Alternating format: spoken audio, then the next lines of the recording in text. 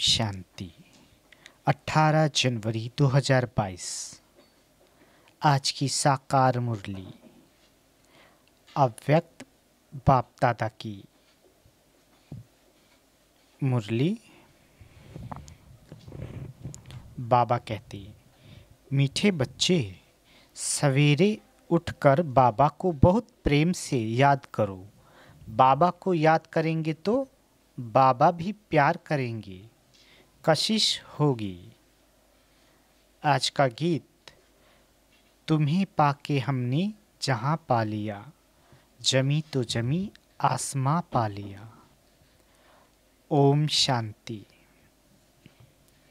मीठे मीठे बच्चों को बाबा बार बार समझाते हैं, बच्चे अपने को आत्मा समझो। यह शरीर मेरा नहीं, यह भी खत्म होना है। हमको बाप के पास जाना है। ऐसे ज्ञान की मस्ती में रहने से तुम्हारे में कशिश बहुत आएगी। यह तो जानते हो, यह पुराना चोला छोड़ना है, यहाँ रहना नहीं है। बाबा कहते, इस शरीर से ममत्व निकल जाए। इस शरीर में सिर्फ सर्विस के लिए ही है, इसमें ममत्व नहीं है। बस घर जाए। बाबा कहते, यह संगम का समय भी पुरुषार्थ के लिए बहुत आवश्यक है। अभी ही समझते हैं हमने 84 का चक्र लगाया है। बाप कहते हैं, भल धंधा धोरी आदि करो। गृहस्थ व्यवहार में रहते बुद्धि में ये याद रहे कि हम यह तो सब कुछ खत्म होना है, अब वापस घर जाना है। बाप भी सदैव घर में रहते हैं ना। भल 8 घंटा धंधे आदि में लगाओ, 8 घंटा आराम करो, बाकी समय बेहद के बाप से ये वार्तालाप रूह रिहान करो। बाप की श्रीमत है, मीठे बच्चे निरंतर याद की यात्रा पर रहो। जितना याद की यात्रा पर रहेंगे तो तुम्हारी प्रकृति दासी बनेगी। सन्यासी लोग कब मांगते नहीं हैं, वह योगी तो है ना। निश्चय रहता है कि हमें ब्रह्म में लीन होना है। बहुत पक्के रहते हैं, बस हम जाते हैं, ये शरीर छोड़ जाएंगे। बड़ी मेहनत करते हैं। भक्ति मार्ग में कई भक्त देवताओं से मिलने के लिए अपना जीवघात भी कर लेते हैं।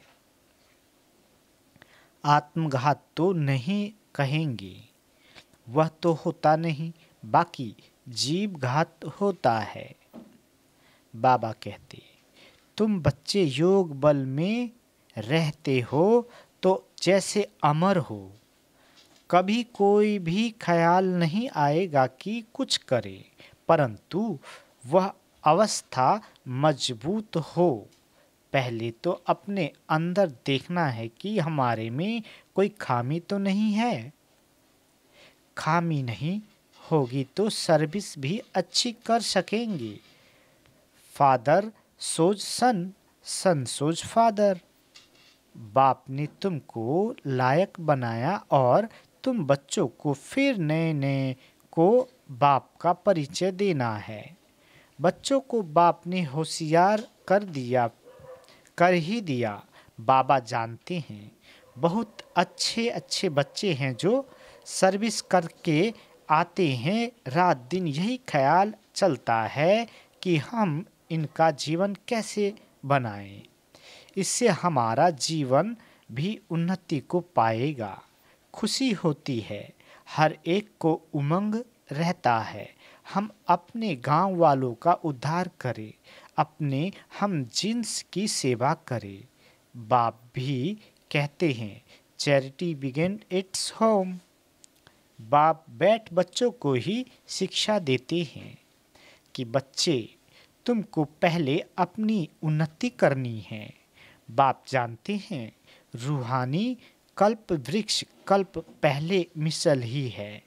ये वृक्ष है ना, इनमें सभी सेक्शन है। तुम आगे चल सब साक्षात्कार करेंगे। कैसे सब रहते हैं, सिजरा तो जरूर है ना। बुद्धि भी कहती है, वहाँ से आत्माएं फिर नंबरवार आती है। तो बच्चों का विचार सागर मंथन चलना चाहिए कि ऐसे ऐसे सर्विस करें, ये करें। साथ साथ बाप की भी याद रहनी चाहिए, याद से ही उन्नति होती है। बाबा कहेंगे ड्रामा प्लान अनुसार जो पास हुआ वह ठीक है। लाडले बच्चे, आगे चल तुम्हारे में योग बल की ताकत आ जाएगी। फिर तुम किसी को थोड़ा ही समझाएंगे तो झट समझ जाएंगे। ये भी ज्ञान बाण है ना। बाण लगता है तो घायल कर देता है। पहले घायल होते हैं फिर बाबा के बनते हैं। तो एकांत में बैठ युक्तियाँ निकालनी चाहिए। ऐसे नहीं रात को सोया सुबह को उठा नहीं। बाबा कहते सवेरे उठकर बाबा को बहुत प्रेम से याद करना चाहिए।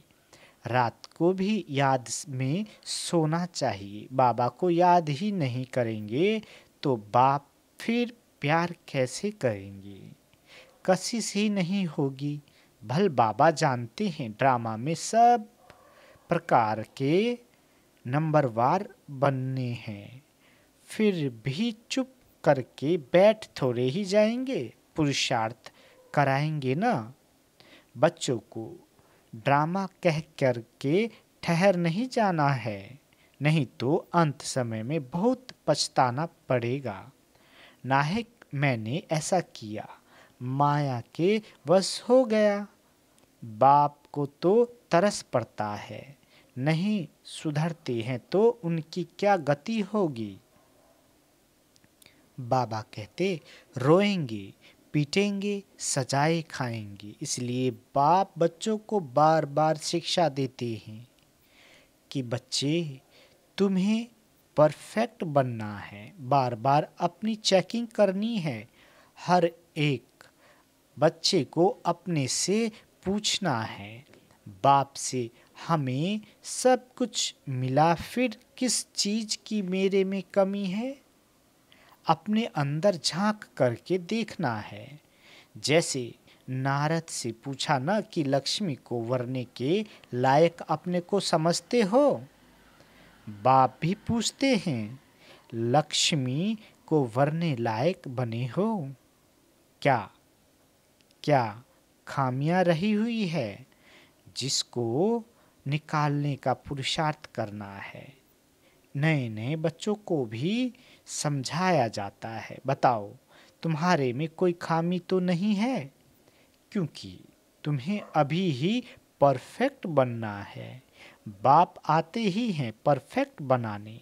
तो अपने अंदर से पूछो, हम इन लक्ष्मी नारायण जैसे परफेक्ट बनने हैं। अगर खामियां है तो बाप को बताना चाहिए कि ये खामियां हमारे से निकलती नहीं हैं, इसका कोई उपाय बताओ। बीमारी सर्जन द्वारा ही निकल सकती है, तो ईमानदारी से सच्चाई से देखो मेरे में क्या खामी है। खामियां बताएंगे तो बाप राय देंगे। खामियां बहुतों में है, कोई में क्रोध है या लोभ है या फालतू चिंतन है तो उसको ज्ञान की धारणा हो नहीं सकती। बाप रोज रोज समझाते हैं, वैसे इतना समझाने की दरकार नहीं है, लेकिन ये धारण करने की बातें हैं। 5 विकारों को जितने की बात अभी की ही है। तुम्हारे में कोई वह भूत भटकने वाले नहीं है। यह जन्म जन्मांतर के भूत 5 विकार अंदर प्रवेश हैं, जिन्होंने दुखी किया है। काम भूत के लिए तो रोज समझाया जाता है। आंखें बहुत धोखा देती है, इसलिए आत्मा को देखने की प्रैक्टिस अच्छी रीति डालनी चाहिए। मैं आत्मा हूँ, ये भी आत्मा है, तुम आत्माएं तो भाई भाई हो ना, तो इस शरीर को नहीं देखना है। हम आत्माएं सब वापिस घर जाने वाली है, बाप आए हैं ले जाने के लिए, बाकी यह देखना है हम सर्वगुण संपन्न बने हैं, कौन सा गुण कम है। आत्मा को देख बताया जाता है इस आत्मा में ये खामी है, तो फिर बैठकर करंट दे कि इनसे ये बीमारी निकल जाए। बच्चों को बाबा से बहुत मीठी मीठी बातें करनी चाहिए। बाबा आप ऐसे हो, बाबा आप कितने मीठे हो। तो बाप की याद से, बाप की महिमा करने से ये भूत भागते रहेंगे और तुमको खुशी भी रहेगी। बाबा कहते, तुम जानते हो कि ये झाड़ बहुत धीरे धीरे वृद्धि को पाता है। बाबा कहते, माया तो चारों तरफ से घेराव डालती है, माया का परछाया ऐसा पड़ता है जो एकदम गुम हो जाते हैं। बाप का हाथ छोड़ देते हैं। तुम हर एक बच्चे का कनेक्शन बाप के साथ है, बाकी बच्चे तो सब नंबरवार निमित्त है। अच्छा, अति मीठे, अति लाडले, सर्व स्किल दे बच्चों प्रति माता पिता बाप दादा का दिल व जान सिख व प्रेम से याद प्यार और गुड मॉर्निंग। रूहानी बाप की रूहानी बच्चों को नमस्ते। हम रूहानी बच्चों की रूहानी माता पिता बाप दादा को याद प्यार गुड मॉर्निंग और नमस्ते मीठे बाबा नमस्ते।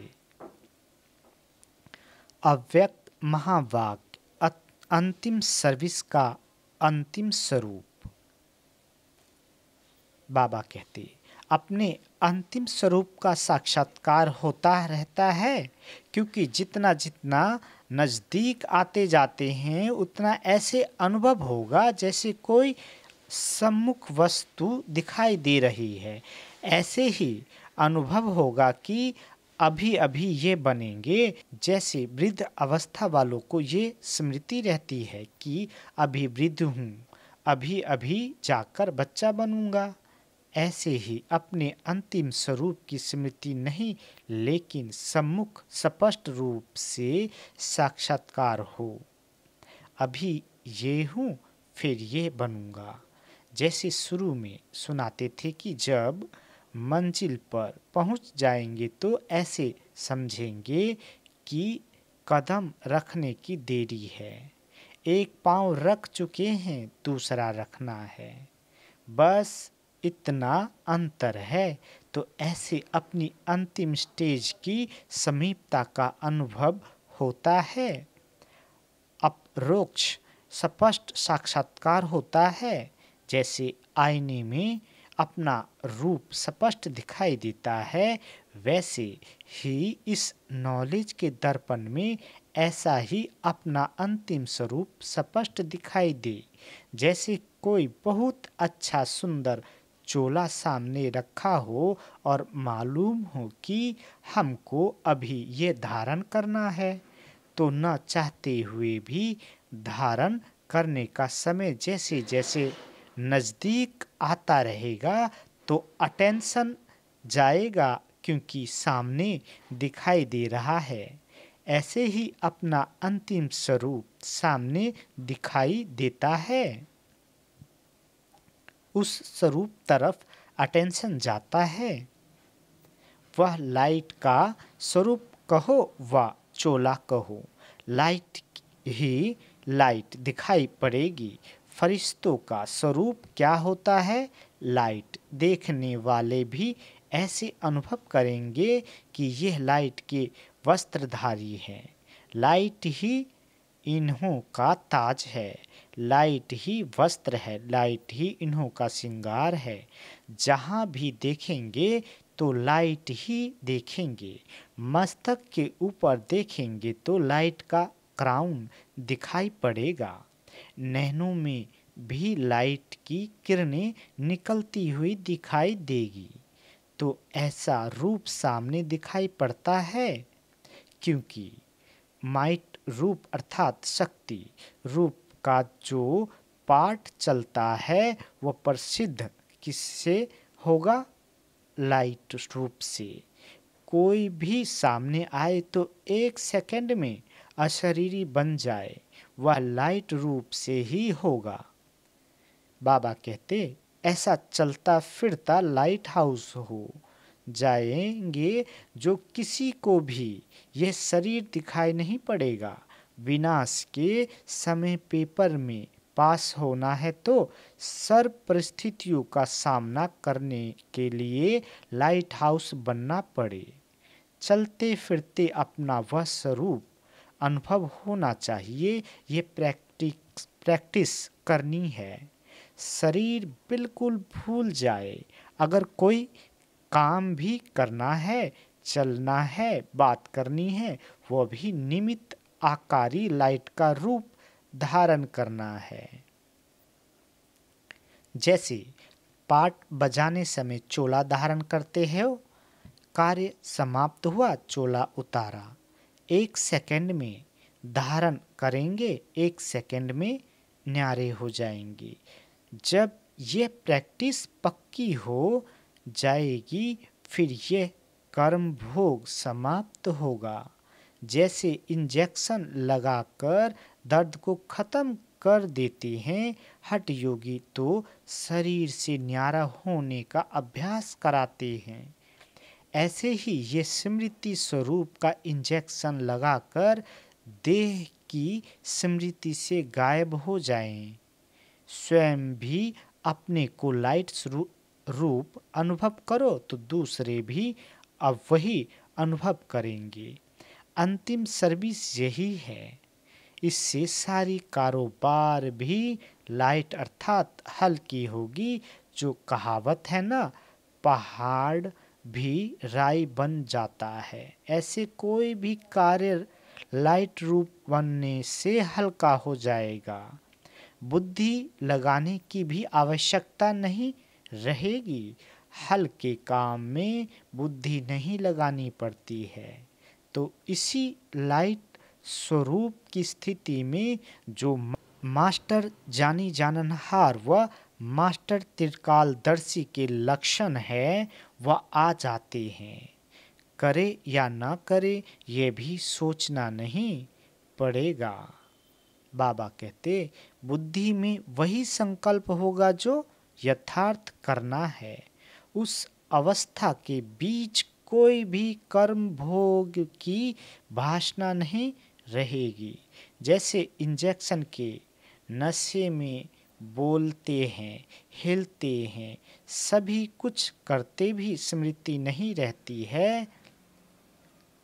कर रहे हैं ये स्मृति नहीं रहती है, स्वतः ही होता रहता है। वैसे कर्म भोग व कर्म किसी भी प्रकार का चलता रहेगा, लेकिन स्मृति नहीं रहेगी, वह अपनी तरफ आकर्षित नहीं करेगा। ऐसी स्टेज को ही अंतिम स्टेज कहा जाता है। ऐसा अभ्यास होना है। यह स्टेज कितना समीप है? बिल्कुल सम्मुख तक पहुंच गए हैं। जब चाहे तब लाइट रूप हो जाए, जब चाहे तब शरीर में आए व जो कुछ करना हो वह करे।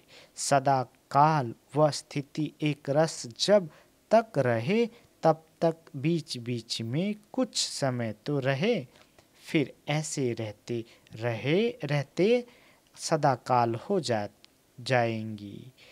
बाबा कहते जैसे साकार में आकार का अनुभव करते थे ना, फर्स्ट में रहते भी फरिश्ते का अनुभव करते थे। ऐसी स्टेज तो आनी ही है ना। शुरू में बहुतों को ये साक्षात्कार होते थे। लाइट ही लाइट दिखाई देती थी। अपने लाइट के क्राउन के भी अनेक बार साक्षात्कार करते थे। जो आदि में सैंपल था वह अंत में प्रैक्टिकल स्वरूप होगा। संकल्प की सिद्धि का साक्षात्कार होगा। जैसे वाचा से आप डायरेक्शन देती हो ना, वैसे संकल्प से सारी कारोबार चला सकती हो। साइंस की शक्ति से नीचे पृथ्वी से ऊपर तक डायरेक्शन लेते रहते हैं, तो क्या श्रेष्ठ संकल्प से कारोबार नहीं चल सकती है? साइंस ने कॉपी तो साइलेंस से ही की है। तो एग्जाम्पल देने अर्थ पहले से ही स्पष्ट रूप में आपके सामने है। कल्प पहले तो आप लोगों ने किया है ना, फिर बोलने की आवश्यकता नहीं। जैसे बोलने में बात को स्पष्ट करते हैं, वैसे ही संकल्प से सारी कारोबार चले। जितना जितना अनुभव करते जाते हो, एक दो के समीप आते जाते हो, तो संकल्प भी एक दो से मिलते जाते हैं। लाइट रूप होने से व्यर्थ संकल्प व्यर्थ समय समाप्त हो जाने के बाद संकल्प वही उठेगा जो होना है। बाबा कहते, आपकी बुद्धि में भी वही संकल्प उठेगा, और जिसको करना है उनकी बुद्धि में भी वही संकल्प उठेगा कि यही करना है। नवीनता तो ये है ना, यह कारोबार कोई देखे तो समझेंगे इन्हों की कारोबार कहने से नहीं इशारे से चलती है। नज़र से देखा और समझ गए, सूक्ष्म वतन यहाँ ही बनना है। अच्छा, आज का वरदान, भुजाओं में समाने और भुजाएं बन सेवा करने वाले ब्रह्मा बाप के स्नेही भव। बाबा कहते, जो बच्चे बाप स्नेही है वह सदा ब्रह्मा बाप की भुजाओं में समाये रहते हैं। ये ब्रह्मा बाप की भुजाएं ही आप बच्चों की सेफ्टी का साधन है। जो प्यारे स्नेही होते हैं वह सदा भुजाओं में होते हैं। तो सेवा में बाप दादा की भुजाएं हो और रहते हो बाप की भुजाओं में। इन दोनों दृश्यों का अनुभव करो। कभी भुजाओं में समा जाओ और कभी भुजाएं बनकर सेवा करो। नशा रहे कि हम भगवान के राइट हैंड हैं। आज का स्लोगन, संतुष्टता और प्रसन्नता की विशेषता ही उड़ती कला का अनुभव कराती है। आज लवलीन स्थिति का अनुभव करो। बाप का बच्चों से इतना प्यार है जो अमृत वेले से ही बच्चों की पालना करते हैं। दिन का आरंभ ही कितना श्रेष्ठ होता है। स्वयं भगवान मिलन मनाने के लिए बुलाते हैं, रूह रिहान करते हैं, शक्तियाँ भरते हैं। बाप की मोहब्बत के गीत आपको उठाते हैं, कितना स्नेह से बुलाते हैं, उठाते हैं। मीठे बच्चे, प्यारे बच्चे, आओ मेरे लाडले बच्चे। तो इस प्यार की पालना का प्रैक्टिकल स्वरूप सहज योगी जीवन का अनुभव करो। अच्छा, ओम शांति।